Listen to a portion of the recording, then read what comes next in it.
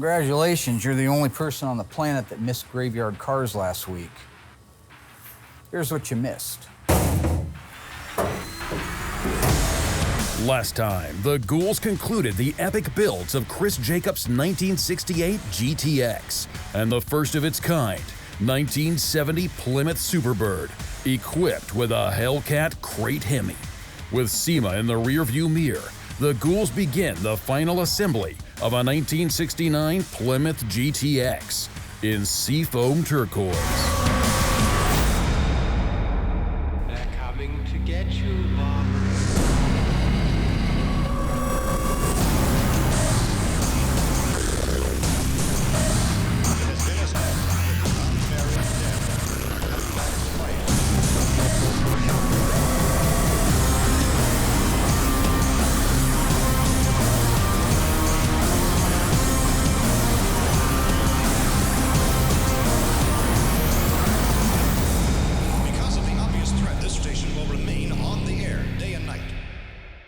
Just working on ordering some parts right now for our 426 Hemi, for our 66 Hemi Charger. This is a car that we've been working on for quite a while, and it's finally made it through the shop to a point where we can actually start ordering a few pieces. I've got the engine out being built right now, so I'm looking at the different camshafts. And after that, I'm gonna put in a body order with Classic Industries and be interrupted by my wonderful daughter, Alyssa. Hi. Hello, Alyssa. Hey, I have a gift here from New. How you doing? Is that really still your background? Really? The silver hammer. It's pretty cool. Oh, wow. Wow. Look at that. Oh, Isn't that's that cool? cute. We've got the light in the box. How cool that Oh, is. You wow. went all out for you. Look at You that. don't deserve it. A 420. Oh, Isn't it's that actually cool? a ring. Yeah, Oh, God, it's that's a ring. ring. Look at that. Looks really good on you. That's actually really cool. Check that bad, Joe. All right, so now that we got our beautiful Tribute Superbird with the first ever Hell crate engine installed and controller, we can get kind of back to things being normal around here. It was pretty manic there for a while. Don't get me wrong, there's 102 cars in progress right now, so we're always a little manic. So one of the first cars I want to get started on is one of the closest ones to being done. It's our 1969 GTX. It's a 440 automatic seafoam turquoise. So you recognize the Q5 code? Our Hemi Roadrunner last season was a Q5 seafoam turquoise.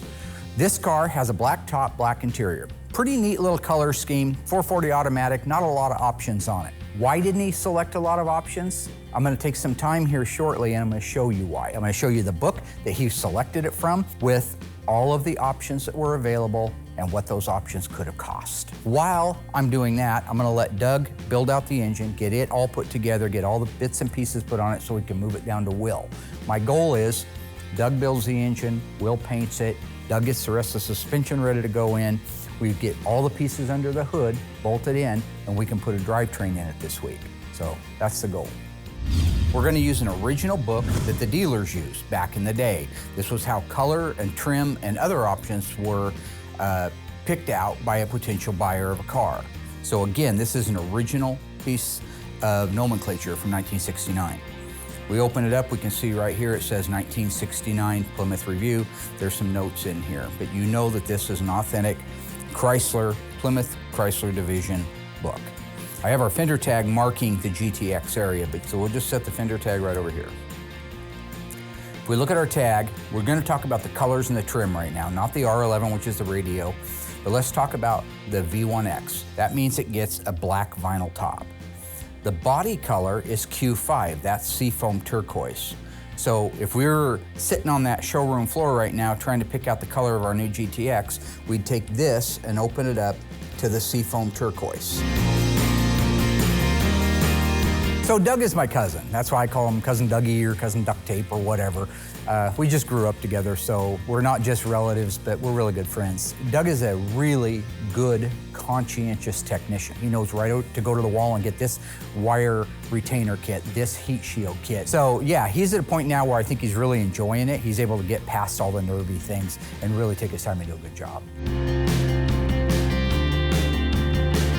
These were all colors that were available. So this is the color that matches this right here. If you take the tag over there, they're pretty close. The other thing on our tag, you'll see is V6W. That's the accent stripe, the longitudinal accent stripe. So at the back of this book, the salesman could pull out these little swatches here, white one. So you can lay that down over it. But there's your outside colors. You have your turquoise, you have your white, and then you would have a black vinyl top, which they don't actually have the swatch of in here. Then on the interior colors, they went with the basic black.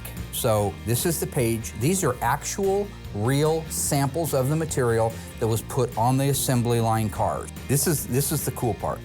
Now this gentleman picked out P6X. The P meant it was premium, the 6 meant bucket seats, and the X meant black. So he has black bucket seat interior. P6X, you see it right there. This color combination, now this has an insert and an outer edge to the seat. That's why there's 2 different textures that make up that seat, but that's your black material. It was available on all Sport Satellite and GTX colors. So no matter what color the outside of the car was, you could get a black interior. The thing about Doug is he's a man of few words. If you watch him, I mean, it's not like he dummies up when the cameras come on. That's just who he is. He's just a man of few words. He's a deep thinker, right? He's that guy on the stone, you know, made out of stone that's thinking all the time. He's always thinking. I think he's proud to work here. I bet he's probably proud of the fact, because he knows where I came from, that this is really a self-built thing just by hard work and dedication and believing in a dream. I imagine he feels that way, and he probably is more apt to share that with other people than with me. So again, there's all kinds of combinations, but there's also not every combination in the world. Let's say you liked a tan interior, this hideous color right here, P6T. Said, I want that interior and I want it with a blue outside. What wasn't available? You can see here, F3, F5, F8, those are your greens. L1, which is our sand pebble, sorry, I think, see? It was available with that color. The T7 coppers was available with them, right there. So it was never available with some of these other colors. So the main point of all that is, if you're building a car today, you can't, unless you're deviating from the fender tag right here, then you have to stay within what was available from the factory. And there's nothing on this planet that's gonna be more accurate than the original book that you ordered from back in 1969. Now that Doug has the engine wrapped up, I'm gonna go get Alyssa. We're gonna go into the training. Mickey versus Rocky, Rocky versus Apollo, right? So I'm like Rocky and, I'm like Mickey and Rocky, right? I'm both characters, and she's gonna be more like a trainee. She's gonna be, oh, Tommy Gunn. She could be Tommy Gunn, remember? Then later he turned on her like when she stole my car. So that's actually, you know, yeah, that's weird. History kind of like, what do they call it? Truth is stranger than fiction? So what I want to start with, you guys, is the B engine, what Mopar called their B series big block engines. What we're doing is we've got some 440s, 383s, 426 Hemi short blocks that we're getting ready to build out. I thought this might be a good opportunity with everything laid out to be able to walk Alyssa through how to be able to eyeball a B engine from an RB engine from a 426 Hemi. So we're gonna talk about that. I stand corrected on one thing on the B engines just because I'm kind of anal retentive about this. I want to point it out. I mentioned that there's the 361, the 383, and the 400 are B engines. In 1958, and all of you Christine fans will know this, they introduced the B engine, and it was a 350 cubic inch called the Golden Commando with the inline dual fours available on it. That was the engine that Christine had in it. So technically, there were 4 B engines. Just the odds of us actually working on the 350, I think, is why I omitted it. But I'm willing to admit when I make a mistake. So 361, 383, and 400 are your B series engines. Okay. 361, 383, and 400. Okay. Okay, now let's just And move. this is a 383. And this is a 383, because remember here on this pad, you've got D383. When you see the D right there and the 383, you're gonna start with 1965 had an A. 1966 was a B, 1967 was a C, 1968 was a D, 69 was an E, and 70 was an F, and on up through the alphabet. 71 would have been G. So when you see D383, that date is not the date this was cast. That's on the side of the block in raised lettering. Okay. Stamped into this is the date that the engine was assembled. The long block assembly was done. So it was intended to go in a 68 model car. Now this is the one that, for the most part, most of the cars that we have here are RB series engines. Then the other big block that they've got is the legendary Elephant, the 426 Hemi, which could never, ever be mistaken with a 440. The main difference when you look at these are a couple of things. First off, you notice they both have this machined off pad right here. Yes. You see this area here? What does that read on there? 440. What's in F. front? F. 440. So what year is that engine? 71. It's still a 70. Okay. The alphabet's still working the way it did when I was I think in it was my school. math that was off a little there. I think it's stressful. It's like the McMetric system at McDonald's. Remember when they introduced the McMetric You system? did good. Thank you. Okay, this one also has the machined off pad, but on it, what does it read? You're only asking because you can't see, huh? 3H420. If that wasn't a 3 and we know it has to be an alpha, what is it? Probably a B. Okay, so it's a 1966 426 Hemi, and that's actually what it's going in as a 66 Hemi Charger. So on our 426 Hemi, you've got, let's just take the #2 main journal, this one right here. Great big bolt, great big bolt. That's what you see over here on the #2 main journal of the 440. That's it for the 440. That's all that holds that crankshaft in the saddle is those two bolts. You go to the Hemi, which is a high performance, meant to go fast, later went into drag racing, ran nitro on them, and these things were born to boogie. They not only had these two here, but they also had a cross bolt. This also was the extra webbing in the block and the extra strength to hold this bottom end together under blunt force trauma, like maybe the backfire of a blower or something like that. So we're just getting started on the tutorials. Absolutely thrilled about this because it's a chance for me to share some of the things that I know that they should know, and maybe in Doug's case he does know. It's also cool because right on topic, we're gonna be putting an RB 440 in our 1969 GTX. So this is a great opportunity for her to really soak up some good knowledge. Right after the break, Alyssa provides us with some history on the Plymouth Cudas. Dave answers questions you've sent in. And Mark pulls out the Dave Weiss book to teach you how to find the correct OE bolts for your at-home restoration.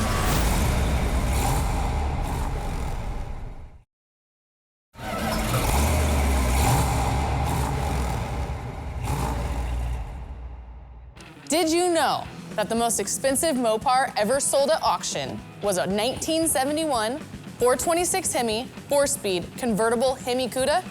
It sold for a whopping $3.5 million. It's true. I mean, you can Google it. In 1971, Chrysler sold only 16,159 Plymouth Barracudas and Cudas. Only 108 of those were Hemi Cuda coupes, 11 of which were convertibles, but only 2 of those were 4-speeds. Rarer still, of the 2 4-speed cars, only 1 was numbers matching. So, is that 3.5 million starting to make a little more sense now? Because that makes it a one-of-one car by default. The Plymouth Barracuda was around for about a decade, from 1964 to 1974, but are best remembered for 2 of those years, 1970 and 1971. Now, if you have a personal preference for one year over the other, that's okay, because both years have a history that's worth noting, and they both certainly have value. But when we think of a Cuda, we think of 1970 and 1971, whether or not it's a Cuda or a Barracuda. The 1964 Barracuda was derived from the Plymouth Valiant and was introduced on April Fool's Day, 1964, but it was no joke. It was built for battle against the Mustang. Mopar built 23,000 Barracudas, which isn't bad for a mid-year introduction, but that's nothing in comparison to the over 120,000 Mustangs that were produced after their April 1964 release. A fun fact about the first generation Barracuda is that the 14.4 square foot rear window was the largest ever installed on a standard production car at that time. Another interesting fact is the name, okay? The Plymouth execs wanted to call it the Panda. Thank God that didn't happen. Fortunately, they lost to the designers, and today we have the Barracuda. But in 1969, it was the first year of the short name Cuda. So that helped a little bit because that made it really cool. In 1970, the redesign cut ties with the Valiant. 70 through 71 was the pinnacle of the Barracuda. While the 1969 Cuda was the first year a 440 was offered in the smaller A-body platform, the horsepower and the new Cuda name, it just wasn't enough. But in 1970, the Cuda had everything. Every performance engine was available from the 340 up to the 426 Hemi. But as quickly as the 70 through 71 Cudas rose to greatness, it was all over by 1972. In 1972, there was only one performance engine option, and that's the 340. So no more big blocks or rubber bumpers, shaker hoods, convertibles, rear window louvers, or anything else that screamed cool. Like, they were done with it. They didn't want any more cool. So even though they may be rare, the 70 to 71 Cudas are the most sought after and the most valuable Mopar. First thing I want to talk about is the 915 cylinder head and the 906. Now there was also a third one, and what they're referring to is the last 3 digits of the casting number. If you look at this cylinder head, the 906, 906 is 1968 to 1970, 383, 440, HP and non-HP, all use the 906 heads.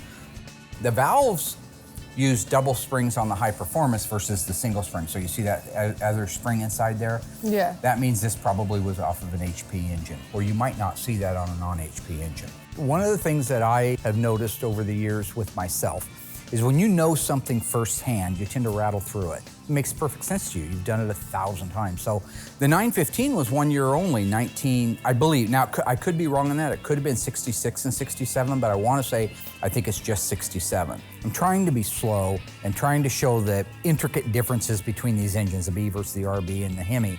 And that's referred to as the closed chamber head. I believe she's absorbing some of it, probably more even than she thinks she's absorbing. But at the end of the day, she'll have to be kind of like I am, where you go over it and over it and over it until it's second nature. So like Royal's crap box, baby poop green 1967 Coronet RT, it has 915 heads on it. You want to write that down too? What would you say? You said it was baby poop crap box 67 RT, non-numbers car. But I do think the basic absorption is starting to happen and the desire to absorb is starting to happen. So, I mean, that's the foundation for learning. Thank you for writing that down. You're welcome. Don't want us to forget that. No. The Holley induction system, which featured 3 2-barrel carburetors, on a Dodge was called a 446 pack. On a Plymouth, it was called a 446 barrel. What was the introductory year for the legendary 3 2-barrel Holley system? Was it 1967, 1969, or 1970? The answer coming up after the break.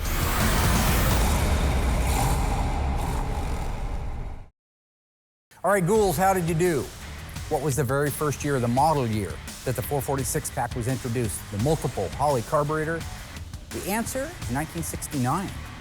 As a matter of fact, it's referred to as the 1969 and a half Roadrunner and Super B. That was the first time the induction system showed up. It was available in 70 on a 340 as well as a 440, and it was available only on a 440 in 1971. By 1972, no more fun, no more multiple carburetors. This is kind of gonna dispel a couple of myths. These will both bolt on the same engines. I could put this on a 7440 and I could put this on a 67. Okay. The only difference is it would change the compression ratio, and here's why. When I roll the 915 up like that, and I roll our 906 up like that. So on the 915 head in 67, this is called a closed head. And they're referring to the combustion chamber. You see this is open right here, and it has an indent, and it's wide open and matches the shape of the piston. This one is closed through here. This whole area is filled in. That would raise the compression of the engine. However, that would make you think, well, a 67 440 would have higher compression than, say, a 68 440. It didn't. They both had 10.1. They changed the height, the finish height of the piston to compensate for it. So the purpose behind it, I'm not 100% sure, but this had a 10.1 compression ratio, and this had a final 10.1, unless it was a 446 pack, which was introduced in 1969 and a half, and they used even a higher piston, and they were at 10.5 to 1 compression ratio. And they control that with the height of the piston. But this is a closed chamber, this is an open chamber. From 1968 to 1970, all of our engines are gonna have this head on it. All of our 440s and 383 are gonna have that head. Yep. In 1967, if we ever work on a dung box like Royals, it's gonna get that one. Okay. Okay? It's been taking a little bit longer with Doug and Alyssa on the differences in the engines, but that's okay. I think they're absorbing it. Like I say, it's just a little bit longer than I had hoped. In my mind, I don't mind taking longer. Normally it's just fine. I still want to get my drivetrain in the GTX, so if we can wrap it up, that'll be a good thing. That bad boy, that mother Is that the Hemi? That's the 426 Hemi. Notice the size of it. Let's just take that little critter right there, and let's just take these. These both have the same footprint, so let's put the 915 up next to it. Well, it's like two of these. Yeah, literally. Coming up, Mark concludes his engine tutorial with Doug and Alyssa, pulls out the Dave Weiss books to teach you how to find the correct OE bolts, and gathers the crew to help him get the drivetrain installed in our 1969 Plymouth GTX in seafoam turquoise.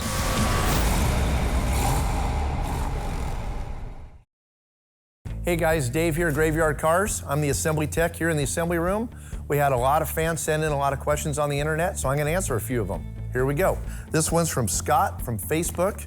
He asks, I'm restoring a 1971 Charger 500. I find it difficult to find certain parts. What do you do when you can't find a part for cars? To answer your question, we find it really difficult to find parts too. Mark is constantly on eBay trying to search parts. And of course, there's Tony's parts. Tony has a great selection of parts.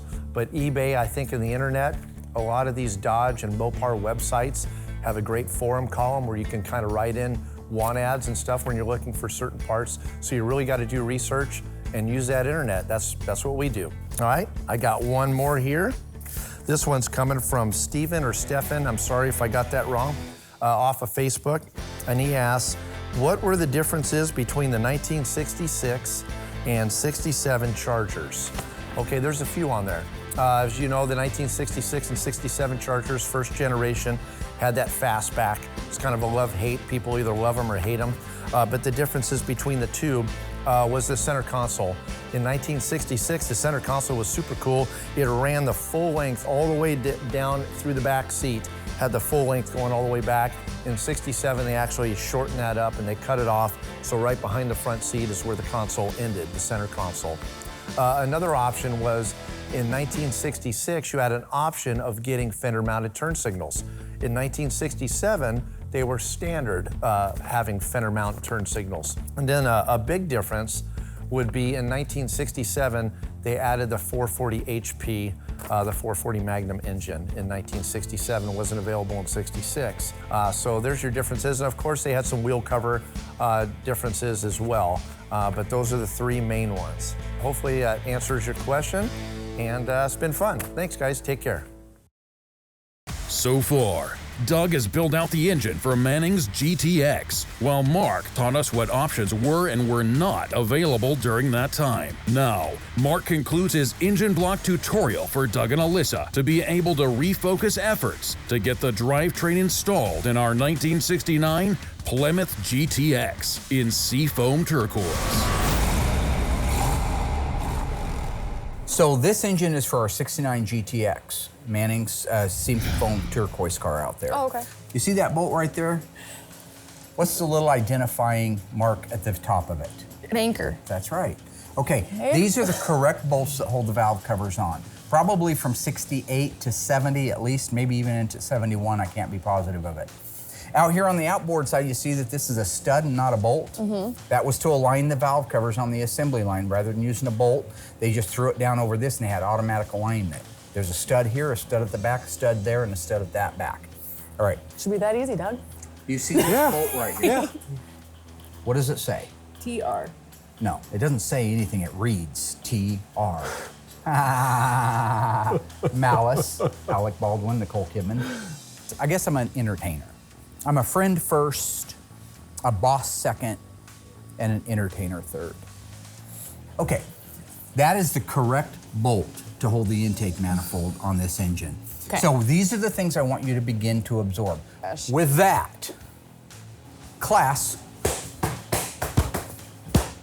is adjourned. Oh my God. I know that I'll never be him and never probably be where he's at because, he's insane with the way he memorizes stuff, and I just don't have a memory like that, but I'm gonna try as hard as I can.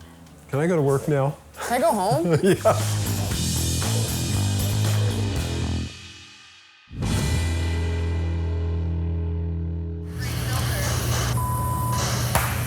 Wait!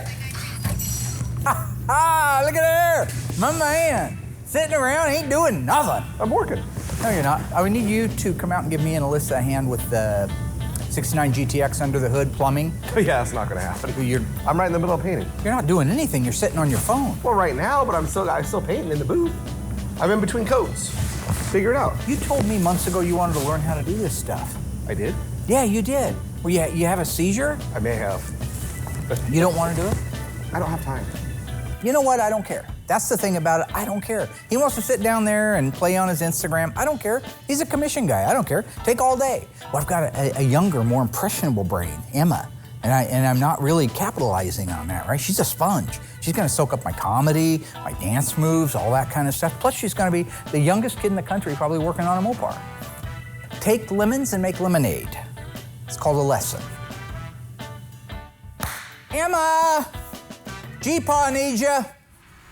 In 1970, if you bought a Cuda with a 340 and a manual 4-speed transmission, you automatically got the beautiful, world-renowned pistol grip shifter.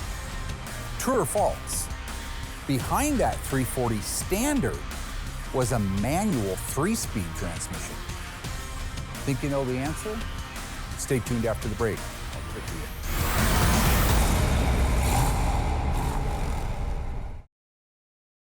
So, true or false?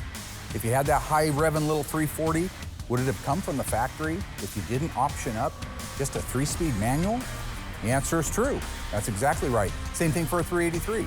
It would have been the base entry level, would have been a 3-speed. However, most people optioned to go up to the 4-speed, which gave you the pistol grip 4-speed, the reverse light on the dash, which was super cool, and just all around better performance. So there you have it. Just because it was cheap doesn't mean it was cool.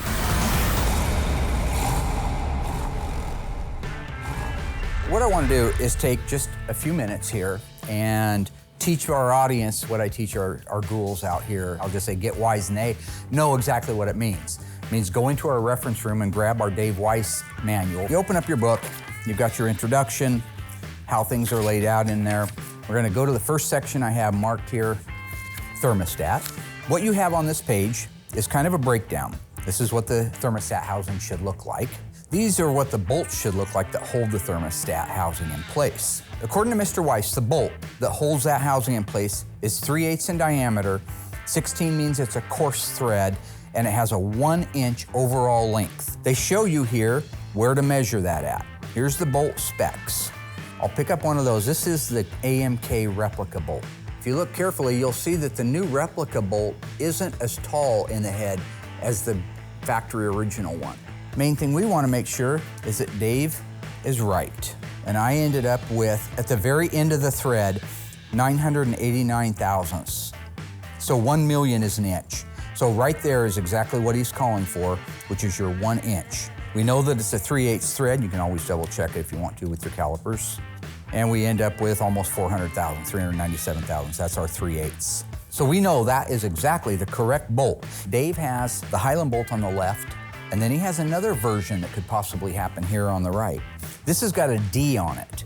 He has pulled some engines apart that have that D in it. So if you're pulling an engine apart and it doesn't have the Highland bolt, but you swear it was an original, you could use that bolt right there and you'd still be correct. So again, there's a lot of knowledge right there that's really helpful when you put one of these cars together correctly. Those are all the fun little parts of what we call around here getting wise. So we'll catch you on the next one. Hi, Doug. Will, I got a 69 383 engine for Manning's GTX that needs to be painted right away. What do you mean right away? Or right now. See, I have it out here on the forklift right now and it's raining outside. well, Doug, I was gonna paint all this stuff for Dave first, so I got time for that. Well, can I bring it in here? So basically, I just need to drop what I'm doing, pull all this stuff out, and get a motor in here for Mark. Is that a problem? Well, yeah, it's a problem, Doug. Odd dude, weird to talk to, can't get any answers out of. So that's Doug. Good luck in life having a discussion with him. So you need this back today? No. I just need it painted today. Doug, What? you're exhausting. I know. It's very simple. Okay, you said you need it painted right now. Yeah. Okay, so you need it today. I just need it painted because it's ready to go and it needs to be in the car soon. You're special, Doug. Thank You're you, a Will. special man. Thank you. Why is she sending you mad faces? Because she said they Alyssa? look cute. Yeah? Why aren't you in the office? I don't understand. I just got done with lunch. I have a question for this Me? young lady. Emma, I have a question for you. Are you terribly busy right now? No. You're not. Okay. I don't know, you sure? I'm getting ready to work on a 1969 GTX. Can you say that? GTX. Very good, very good. We're going to plumb out underneath the hood, like the power brake booster and stuff like that. Would you be willing to give your mother and I a hand doing that? Yes. Really? Now, you've worked with me before, so it shouldn't be any problem. You know what all the tools are. I'll help you. So, You have all the tools on. you know. Okay, you want to help? Yep. All right, I'll see you guys out there. Okay, Okay. get ready. Let's go. I want to go stand. I got a special shirt for you to wear. Okay. So what I'm doing right now is just getting the pieces ready to go underneath the car until the girls get out here. We're gonna put the horns in, power brake booster, master cylinder, that kind of stuff. Once that's in place, then we can lower the car down around it, put the suspension and everything in it. So there, there's the G-daughter. Oh, I like the Tiger, yes. Is the Tiger gonna help? I love it, I love it. Okay, let's set the Tiger right here. Business Tiger, it's a business Tiger. There, I like it. Alyssa, Yep. you and I are going inside the engine compartment. Emma, Both gonna be able to fit in there? I don't know, maybe if you lost some. I don't think I'm the one we're worried about here. Yeah, this happens to be a condition, so.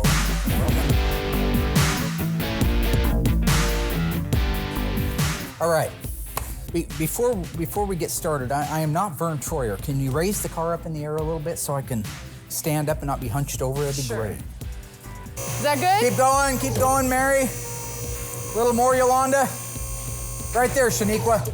Got it. Okay, Emma Marie Rose, the 4 silver chromey looking nuts right there in front of you. There's 4 of them, yep. Put all 4 of those in your hand. Is there 4? That's 3. Oh. Yeah, you learned your math from your mommy. Okay, you're gonna have to get inside the car, and okay, I need the plate, Emma Marie. Yep, got one right there, and a gasket. Perfect. Good job. All right.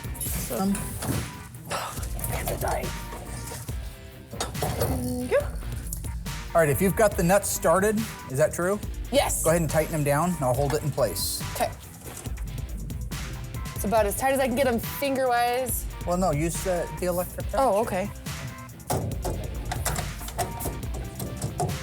No, she's not. Do the top one. Portion valve. Make sure you don't scratch the car. Thank you. Well Right done. there's a bolt. Perfect. I'll take that and that. So, Emma, this is the windshield wiper motor. Go ahead and hand that to your mom. So here. Can you screw one of those on there? There you go. And then you want to go like a clock like this here. Keep going. Take that back. Thank you. Watch this. This makes it so much easier. Good job, we did it. All right, Emma, hold that right there. Do you know what that is called? Yeah. What is it? I forgot. It's called a voltage Voltage regulator. regulator. Very good. Can you hold that right there? This could just be a little overly optimistic on my part, but I have a feeling when Emma's done, she's going to be teaching Alyssa some things.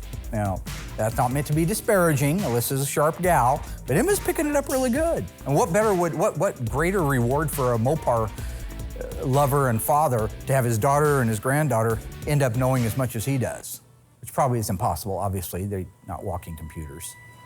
Okay, there is that, and that is called a ballast resistor. Ballast resistor. You like working out here? What's that last part we put on? A ballast resistor. Gosh, that's amazing. What's the other Make part? me look bad. A voltage regulator. Perfect. Wiper motor. And this is a power brake, Booster. and this, Master cylinder. that's all I'm talking about. That's all I'm talking about. Okay. You know, I'm having absolute thrill with having Emma out here working. I mean, I don't want to get misty-eyed over it, but I love her, right? I mean, this is a great chance for Grandpa and the granddaughter to get together and hang out and talk about the things I love, and she's showing a real interest in it. So she's doing a good job, too. I mean, yeah, she doesn't know every technicality. I mean, few people really do, but when I say, hey, it's 4 of these or it's 3 of that, she goes right over and grabs it and hands it to me. It's adorable. I could work with her all day long and my blood pressure would never go over 80 over 120. 120 over 80. I think the other one would kill me.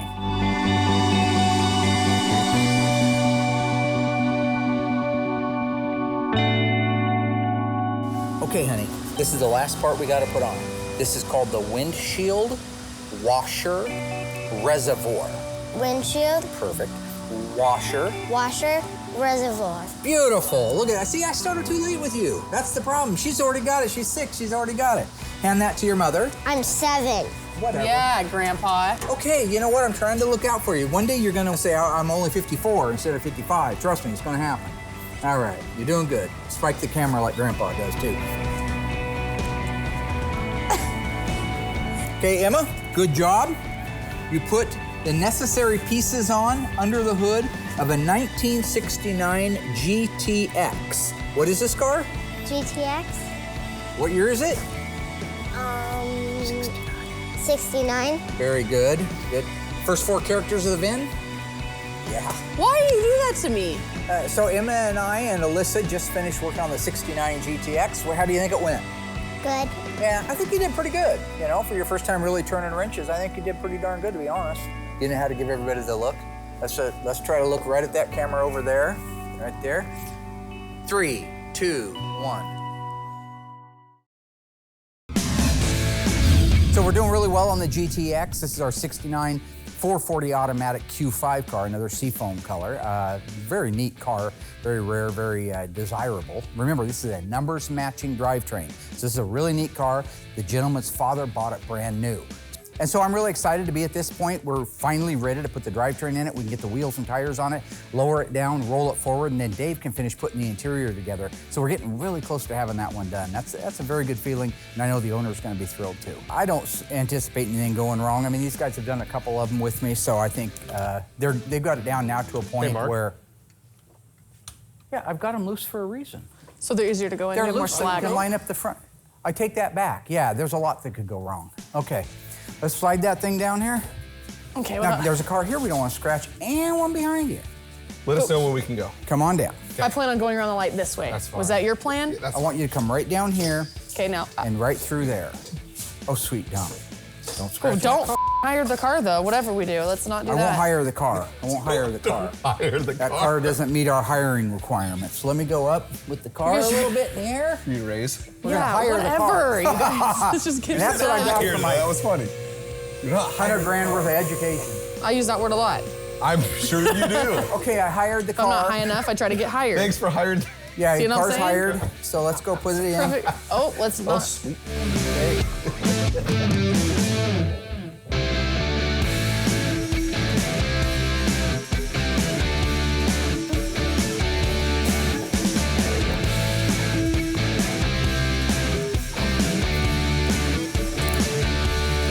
Do it with some I don't know what authority. else you. This isn't just. What You're do you mean? talking about working out at the gym and busting walnuts with your ass cheeks. I- Get in everything there I- and reef that son of everything a down.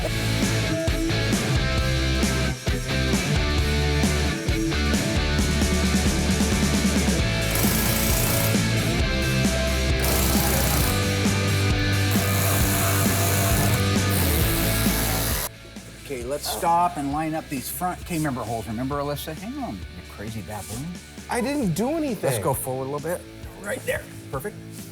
We're gonna want these up out of the way, over to here as far as they'll go. That's a perfect alignment. That might be the best one we've done yet. You're welcome. Thank you, buddy.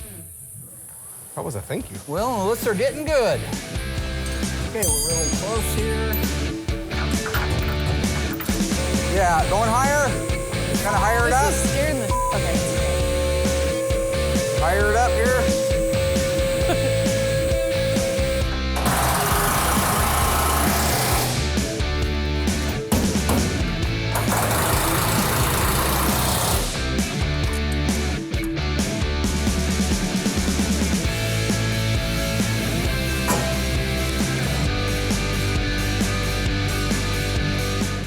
if you will round up the wheels and tires of his choice.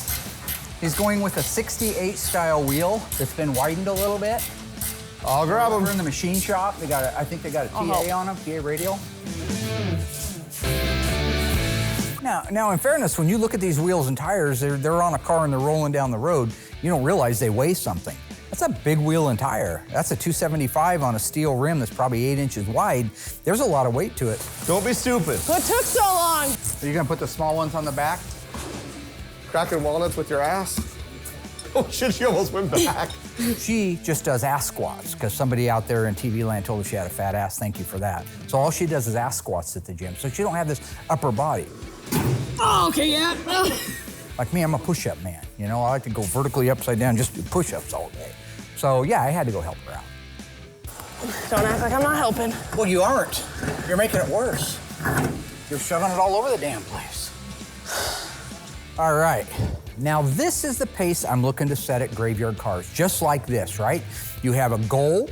You get the goal done in a day-by-day basis so that at the end of the week it can culminate in what we have, a 1969 Plymouth GTX that's now rolling under its own power for the first time in many, many years.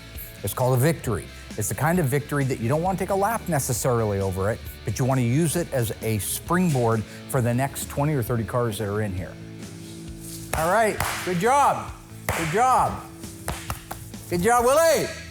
Lizer. Don't touch me. Ow. Good job, good job. All right, that's it. With that, ladies and gentlemen, we are ready to start putting the rest of the interior together. Wow. That does we look do cool, here. though. Look at that black stripe. The A-team. That's cool. The A-team. Yeah, that's good. Say something funny. See, you're not a natural comedian like me. There's only room on the show for one, Dad. You done? I'm done.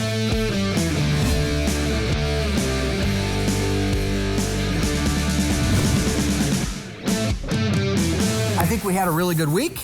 Would you say we had a good week?